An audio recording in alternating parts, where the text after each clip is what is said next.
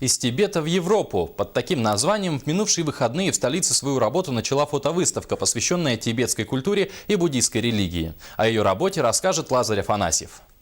В арт-галерее «Вергайль» в рамках Года культуры собраны и выставлены на показ фотоэкспозиции из Тибета в Европу. Мероприятие отражает красоту и самобытность тибетской культуры, которая наполняет каждую работу глубоким смыслом. Возникшая далеко на востоке культура буддизма в наши дни вдохновляет все слои как западного, так и российского общества.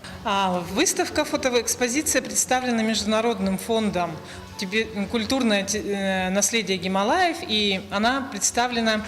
Работы представлены фотохудожников с мировым именем, на которых отражена культура и самобытность Тибета, чье вдохновение, сила и духовная значит, сила, да, которая уже покорила весь мир, вы можете просто увидеть на этих фотографиях прекрасно. На многих фотографиях можно узнать, что буддизм присутствует практически во всех уголках мира. Здесь собраны Китай, Япония, Тибет, Индия, Таиланд, Германия, а также и наши российские буддистские храмы. Один из крупнейших построен в Бурятии. Посетители также ознакомлялись с чайной традицией, которая известна во всем мире. Угощали буквально всех, кто желает. Любитель чая Александр наглядно показал и рассказал, из чего он сделан. Основное – это корень жизни тибетский, и тот, как вы видите, чувствуется. Он растет не только на Тибете, но растет также в Горном Алтае и Грузинском Алтае.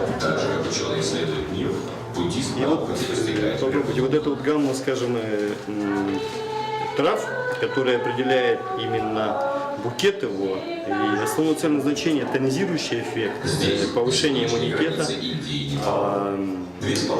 различные, скажем, такие вот оттенки, как бодрящий, утоляющий жажду, все вот смысл зеленого чая.